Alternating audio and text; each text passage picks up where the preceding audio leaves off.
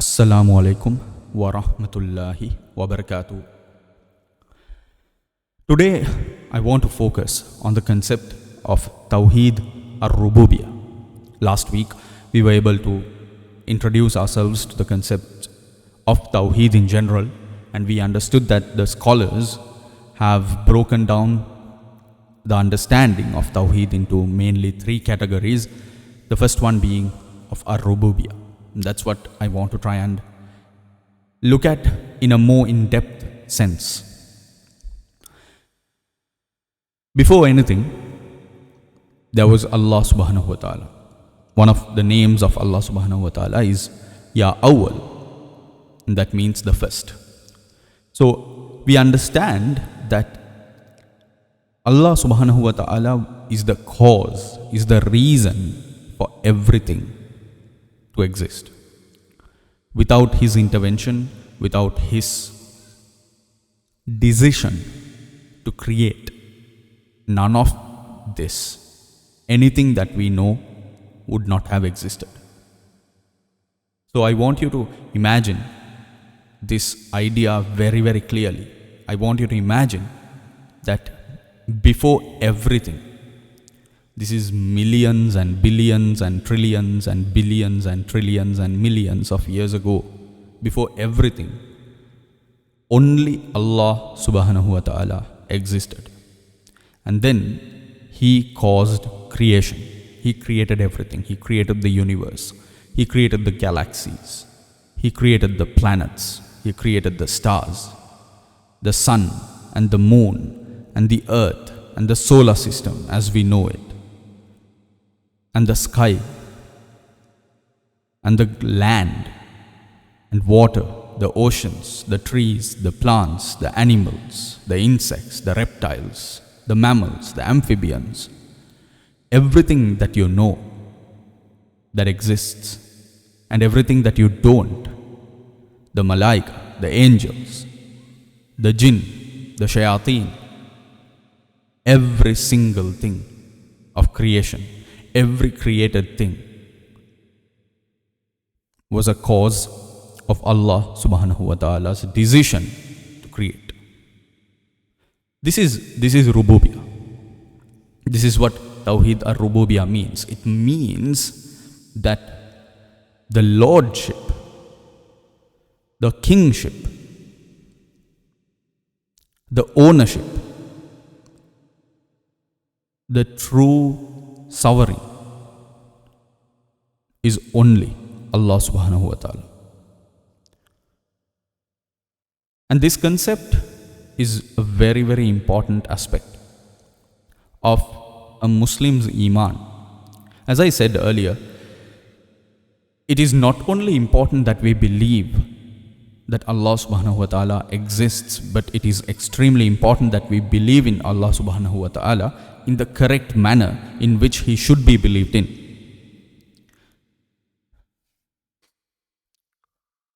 So we know that He alone, Allah subhanahu wa ta'ala alone, caused all things to exist. And He is the one who sustains and maintains all of creation. And He doesn't have any need from His creation. And He is completely independent. And He is the one true Lord of the universe, which means there are no partners, and He doesn't need any partners, and He doesn't have children,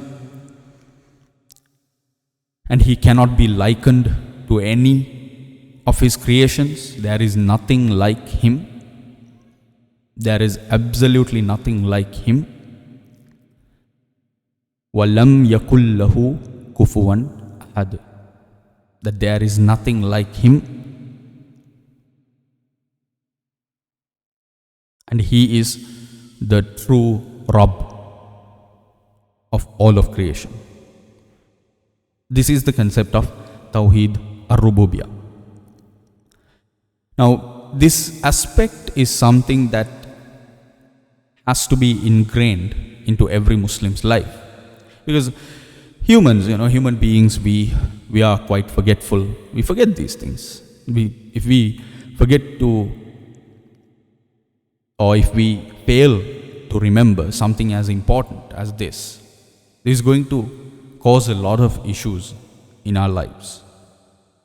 This is why Rasulullah sallallahu alaihi wasallam, he used to teach us many of the adhkars, the remembrance, like La hawla wa la quwwata illa billah. This is something that Rasulullah sallallahu alaihi wasallam used to prompt all the time, which means that there is no might, no movement, no power except by Allah subhanahu wa ta'ala's will. To the point that you have to understand that if you want something, let's say you want to build a house, right? You want to build a house. You have to understand that the reason why you even think that you want to build a house is because it is Allah subhanahu wa ta'ala who wanted you to want to build a house. So it was His decision first. He decided it, that someday you will come to a point in life where you think that you want to build a house. So because of Allah subhanahu wa ta'ala, you wish to build a house. And every single aspect of our lives is governed by this very powerful understanding that the true Lord, that the real King, that the only one who is in control is Allah subhanahu wa ta'ala. And this concept, right, even Muslims, when we hear the news of someone's death, we say, Inna lillahi wa inna ilayhi raji'un. So, Inna lillah, we are from Allah, right? And to Him is our return. That is to remember that we came from Him. That is to remember this concept of Ar-Rububiyah, that He is the one who caused us to exist, and it is because of Him that we exist today. And there are many other Quranic ayahs that reflect this concept. For instance, in Surah Az-Zumar, I think chapter number 39, verse 62, it says, Allahu khaliqu kulli shay wa huwa ala kulli shay'in wakil. Allah created all things and He is the agent on which all things depend. So every aspect of creation depends on Allah subhanahu wa ta'ala. But Allah subhanahu wa ta'ala does not depend on anything or anyone. He is the true independent power in existence. Or in chapter 37, verse 96, Wallahu khalaqakum wama ta'malun. Wallahu khalaqakum wama ta'malun. And Allah created you all and whatever you do. So, which is why I mentioned, our deeds, the things that we do is also by the will and by the permission of Allah subhanahu wa ta'ala. So, this is important because as human beings, we live, and today, this day and age, we live a very arrogant life. We've become very arrogant. We think that there is some kind of power and some kind of might that we have. We think that we can win battles. We think we can go to war. We think we can hurt others.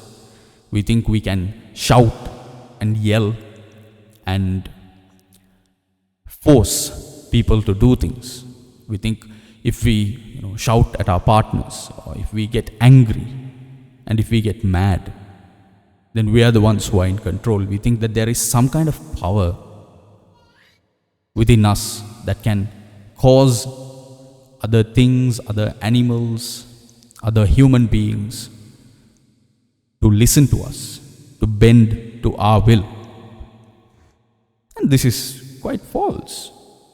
Because we have to understand that it is only Allah subhanahu wa ta'ala who is in control. If we understand this, our life suddenly becomes so peaceful because we know that we are not in control.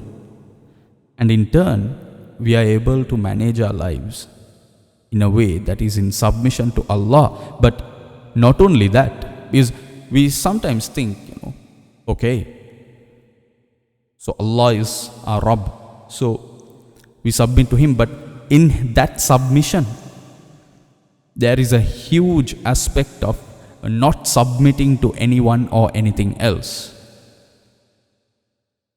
So if the tip of the iceberg is that true submission to Allah subhanahu wa ta'ala, what you actually don't see, which is the bigger portion, is that you don't submit to anyone else. You are not enslaved. You are truly independent. This is what many people fail to grasp.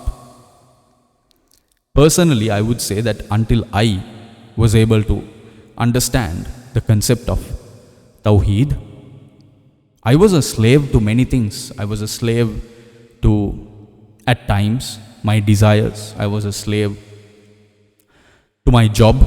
I was working at times, There were periods of my life, I was working 14, 15, 16 hours. Not even clear of what I was doing and why I was doing it. I was a slave to money. I was a slave to the people to whom I was in debt, and always worried about it, and always thinking, how am I going to pay this? And you're a slave because you can't even look at them, and you're at their beck and call, and you can't miss their calls. You have to listen to them. If they get mad and they come at you and they insult you, you have to take it. You are in some ways submitted. So slavery is in many forms today. And in the West, what I see the most is that people are slaves of dogs. And this is something very sad. I see people walking on the road with their dogs, and the dog does what it does, and the man picks it up, and the dog stops where it wants and sniffs, and the man waits until the dog decides what to do, when to do, how to do, and the man just follows. To the point that I've even actually seen situations where man is imitating dogs. And this is a classic case of a man being a slave to their pet. So slavery is in many forms what leads to the breach of Tawheed Ar-Rububiyah. Anybody, any man, any human being who understands that the true sovereign is Allah subhanahu wa ta'ala would refuse to bend, would refuse to bow down to anyone or anything or any animal. That is the true essence of understanding Tawheed Ar-Rububiyah. So I think that if we can truly grasp the concept of Tawheed Ar-Rububiyah, it will liberate us. It will free us. It will make us from the people who are truly independent. This is where Rasulullah sallallahu alaihi wasallam once he explained, saying that be aware or know that if the entire or if the whole of mankind gathered together in order to do something to help you, they would only be able to do something for you which Allah had already written for you.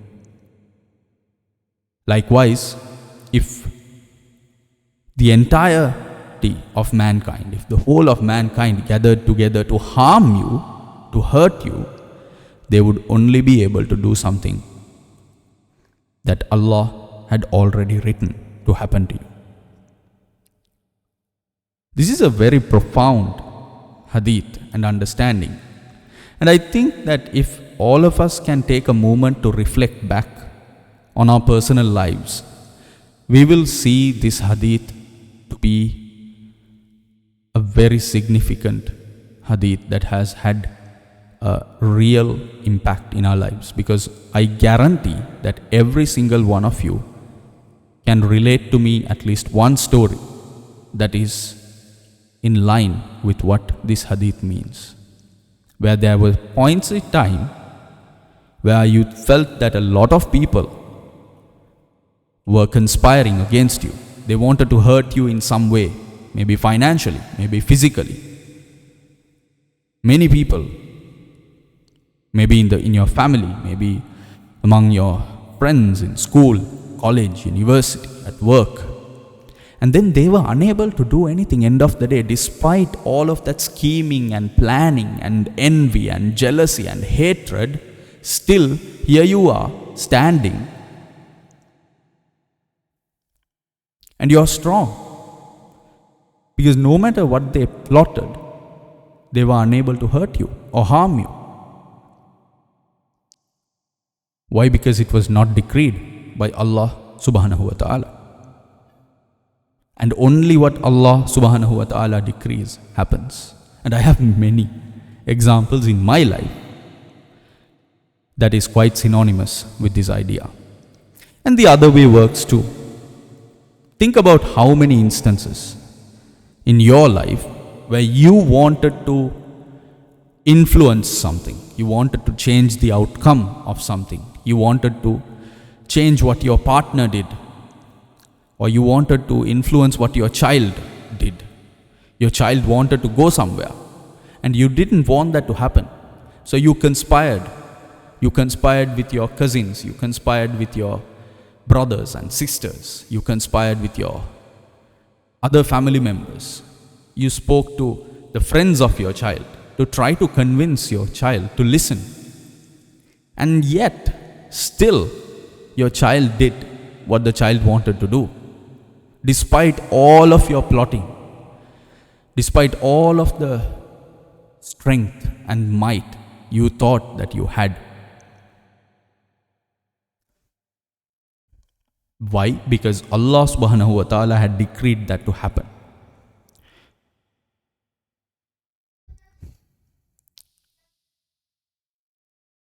Allah subhanahu wa ta'ala has said in the Quran, Ya ayyuhalladhina amanu inna min azwajikum wa awladikum aduwwallakum fahzaruhum. O believers, surely there is in your wives and children an enemy for you, so beware of them. This is a clear reminder by Allah subhanahu wa ta'ala that He is the one who is in control. Because we would think, our wives and our children, they are our family.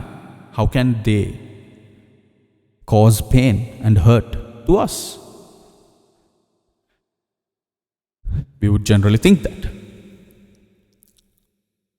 And yet, how many incidents do we hear and see on a daily basis where things are not what they seem, and there's pain and hurt and calamity that befalls families?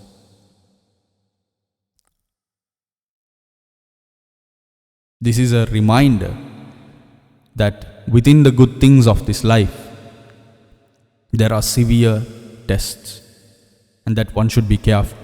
And if we remember that it is Allah subhanahu wa ta'ala who is in control, then it would be quite foolish of us to try and control things ourselves. And if we let go of this need to control, if we are able to let Allah subhanahu wa ta'ala and His sovereignty, which is always going to overcome no matter what we try to do, if we let that take effect, and if we can just blend in and become a good slave to Allah subhanahu wa ta'ala and listen to His commands and follow His guidance and follow the Prophet of Allah subhanahu wa ta'ala, Muhammad Rasulullah sallallahu alaihi wasallam, our lives will be the smoothest, most peaceful, most harmonious lives. Every time when you look back, I assure you, every time you can come up with a story of calamity, a story of trial and tribulation, a story of how you went through so much of pain. Behind it, there is a point of disobedience to Allah subhanahu wa ta'ala's decree and command and will. You tried to go against a tide that you can never go against, and it just pushed back and it caused pain and hurt to you. My brothers, my sisters, we have to understand this deeply. We have to understand that we cannot go against the tide of Allah subhanahu wa ta'ala, because it is always going to overcome. It's a battle that already has been won.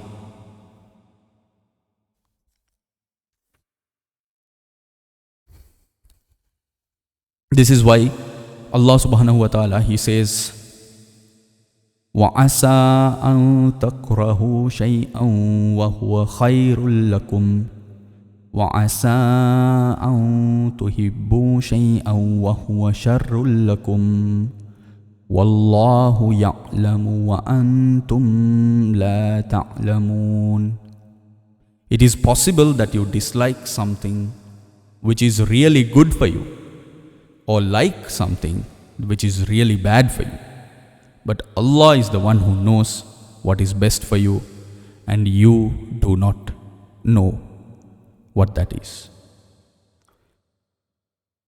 How many instances, how many stories can we come up in our lives to this effect? Many things that we thought were good for us, they caused us trouble. And many things that we thought were bad for us, ultimately they led to something good. In general, if you take a small child and we ask that child to study, learn, work hard, wake up early in the morning, try to pray on time, all of these things, a child may actually dislike. What child likes to wake up at 4 o'clock early in the morning and study for 2 or 3 hours before the child goes to school?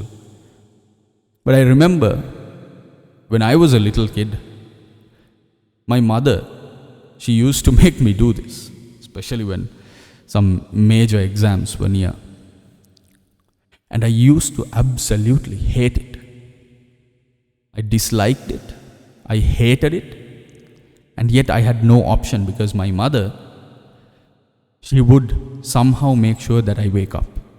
And she had her own tactics, to the point where she would at times just bring water and just spray it on my face, or scare me that I was going to get sprayed on my face, something like that.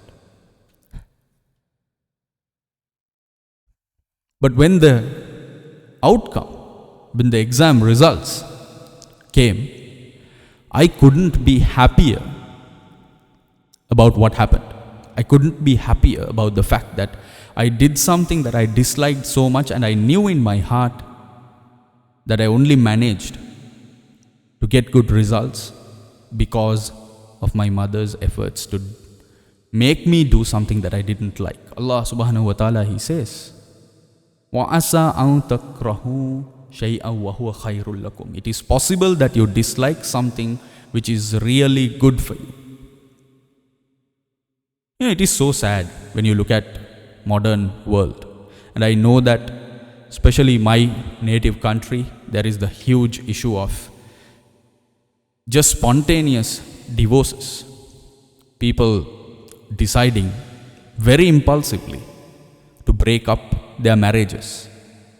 Among the permissible things in Islam, the things that Allah subhanahu wa ta'ala has permitted, talaq or divorce is the thing that Allah hates the most.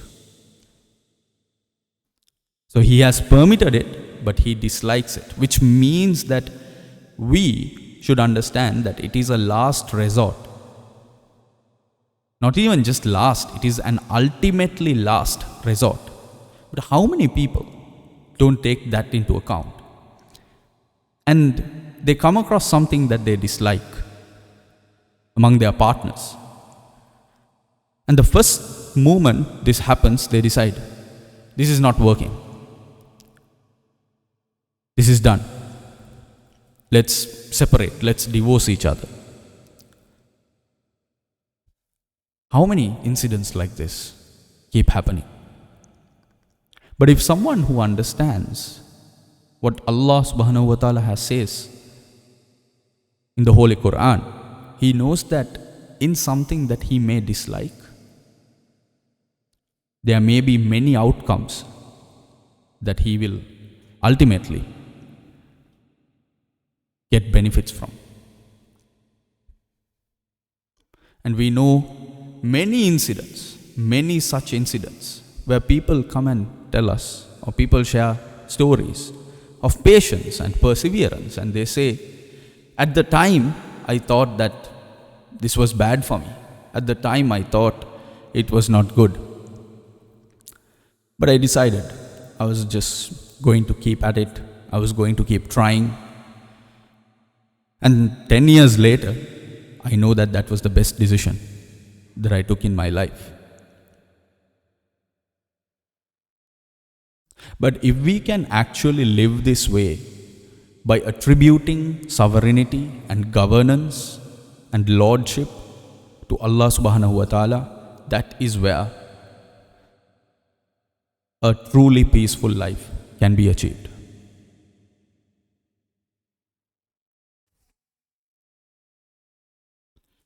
So my brothers, my sisters, this is the concept of Tawheed, Ar-Rububiyah. It is that Allah is the Rabb and He is the only one and there are no partners, and it is in His control everything is. To sum up, there is the hadith that I want to mention. Once a group of men, they approached Rasulullah sallallahu alaihi wasallam and they wanted to give their allegiance to him, they wanted to accept Islam. So there were 10 men and he accepted the oath from 9 of them, but refused to accept it from 1. So they asked him, Ya Rasulullah, why are you refusing the oath, the shahada of our companion? And he replied, he is wearing an amulet.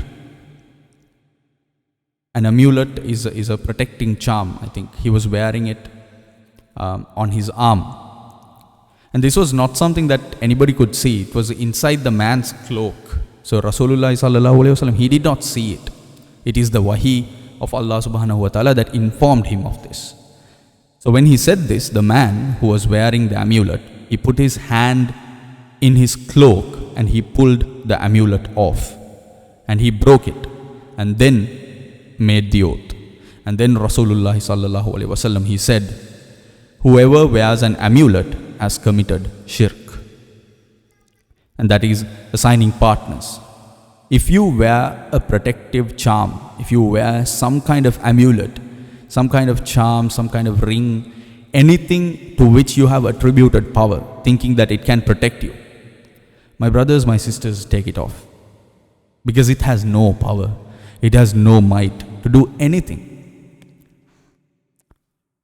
If you take a ring and you put it into the furnace, it will just melt away. It's gone. And there is no power to it. If you take an amulet and you crush it, you take a hammer and you crush it with it, it's gone. It has no power. If we rely on anything or anyone like this, could be an animal, it could be a cow, it could be a tree, it could be a statue, it could be another man, it could be our parents. We think our parents have power. It could be the sun or the moon. There were people who worshipped the sun. And I think even to this day, there are people In the African nations, in the Asian, in the East Asian regions, there are still people who think that the sun is some kind of god and they worship to it. But the sun, look at the sun. The only thing that the sun does is it does a job that Allah subhanahu wa ta'ala has decreed. And the sun is always in fear. And the sun does not want to disobey Allah subhanahu wa ta'ala. And the sun knows that this is the decree of Allah subhanahu wa ta'ala. And all I have to do is, from the earth's perspective, I have to rise and I have to set. This is my job. Until Allah subhanahu wa ta'ala decides otherwise. This is the true meaning of Tawheed Ar-Rububiyah. I ask Allah subhanahu wa ta'ala to help us understand that He is the true Lord, and to help us live our lives with this understanding, and to help us shape our lives and all of our deeds and all of our words and all of our thoughts to cater to this understanding. Because in that understanding, we will be able to let go of this arrogant need or arrogant thought of thinking that we are in control and others should listen to us. And through that, we can attain true independence from human beings and from other creation, and we can be those who truly only depend upon Allah subhanahu wa ta'ala. May Allah subhanahu wa ta'ala bless you and guide you and give you the ability to do the right thing. Assalamu alaikum wa rahmatullahi wa barakatuh.